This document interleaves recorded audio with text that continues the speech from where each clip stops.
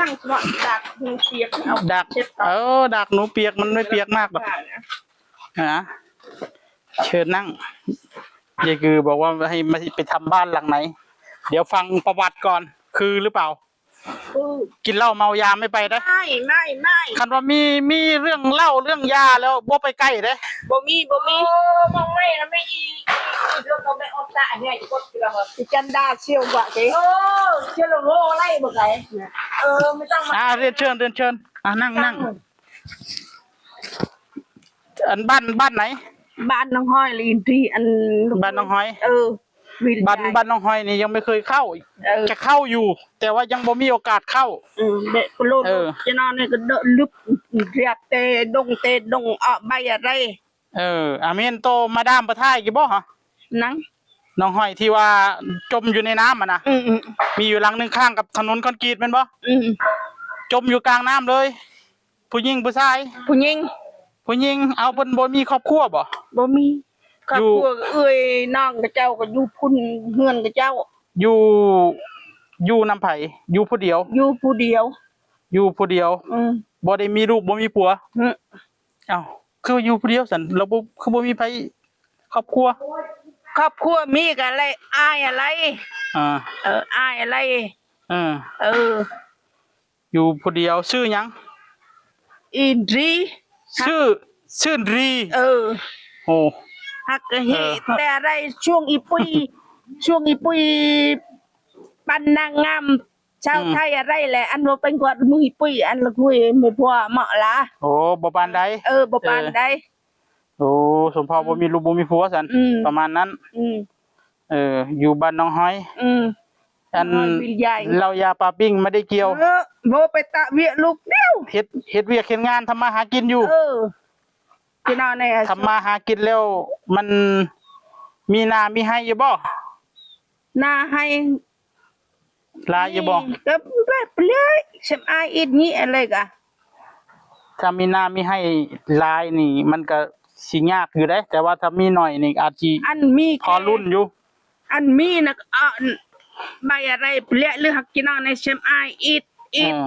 เจอแล้วอันคุยมาบัวเจอกะเจอเลยเมื่อไรนั่งปนปลานั่งเซมไอโอนั่งแบบอ้อนบาเลมเปกมูนปนปลายังไม่ได้แบ่งฮะปัดปูของใบอะไรยังไม่ได้แบ่งเนาะ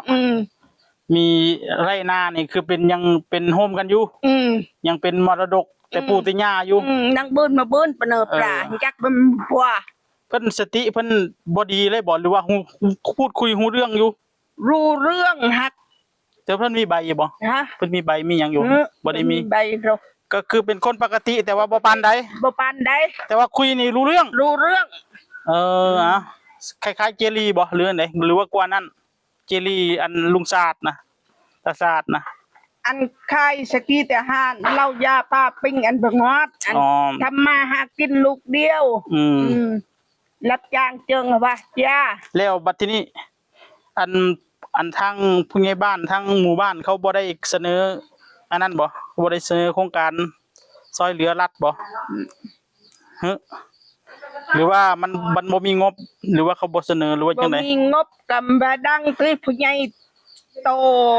เตี้ยฮักจิเนาะในผู้ใหญ่ตะไม่มาให้เรียนนี่เด้อบ่มีงบจิเนาะในยังบ่มีงบเพราะว่าช่วงที่ผ่านมาเพิ่นเสนอหมู่บ้านละ1หลังเนาะที่ผ่านมาเพิ่นก็หามงลงกันอยู่นะ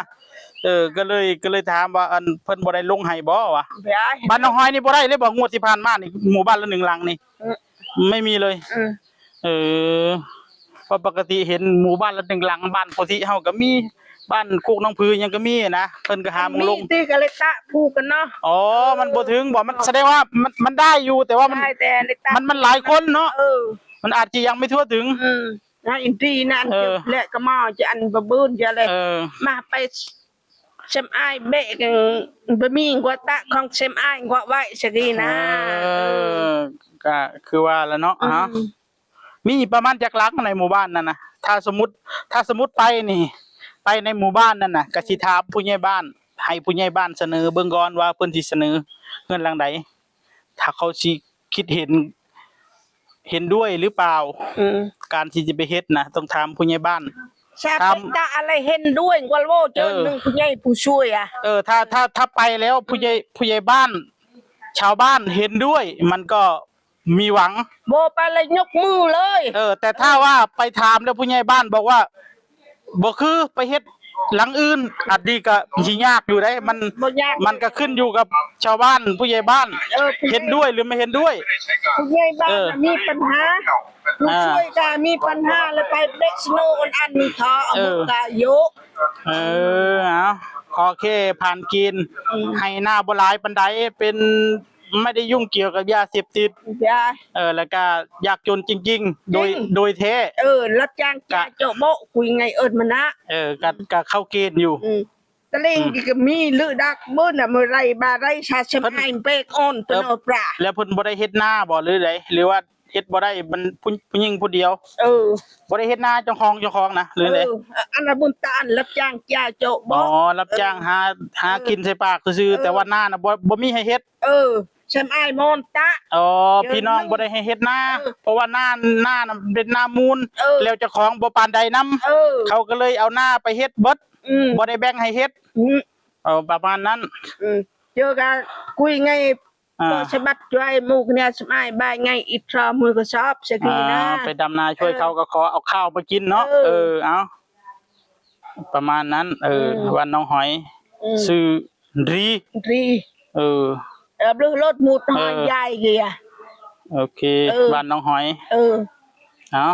เดี๋ยวชีเข้าไปบ้านน้องหอยแต่ว่าได้ไม่ได้นี่ไม่รู้ได้เพราะว่าเพราะว่ามีหลายหลังที่ต้องไปเบิ้งหลายหลังแล้วเอามาโหวตคะแนนกันว่าสิให้เฮ็ดหลังใดก่อนบัดนี้สมมุติว่าไปเบิ้งนี่ประมาณ4-5หลัง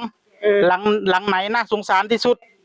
แล้วก็น่าเห็นใจที่สุดก็ไปทำหลังนั้นก่อนแล้วก็เรียงลำดับไปเรื่อยๆสิประมาณนั้นแต่ว่าอาจจะได้ทำหรือไม่ได้ทำเนี่ยอาจจะหรือไม่ก็อาจจะได้ทำเป็นหลังต่อไปกับบ่ฮู้เพราะว่าโครงการอย่างนี้เนี่ยเฮ็ดอยู่นี่แล้วเนี่ยสิไปต่อศาลาให้สำนักสงฆ์ถวายสำนักสงฆ์ซะก่อนแล้วจังไปต่อไปเฮ็ดให้ชาวบ้านบัดนี้แต่ว่าใครจะได้หรือไม่ได้ไม่รู้เพราะว่าสิไปเบิ่งนี่แผนที่ไปเบิ่งนี่ประมาณ4-5หลังสิไปเบิ่งนี่ใครจนมากที่สุดใครน่าสงสารมากที่สุดผู้นั้นแหละได้แต่ว่าจะโลดสิไปเบิ่งซะก่อนโอ้แต่ถ้าไปเบิ่งนี่ไปเบิ่งช่วงหน้าฝนนี่คือสิคักแม่นบ่น้ำท่วมแม่นบ่พูดจ้าตุ๊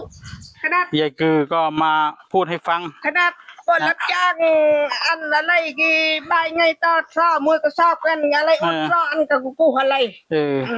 อย่าเล่นมองเต็มให้กว่าโนสะอาด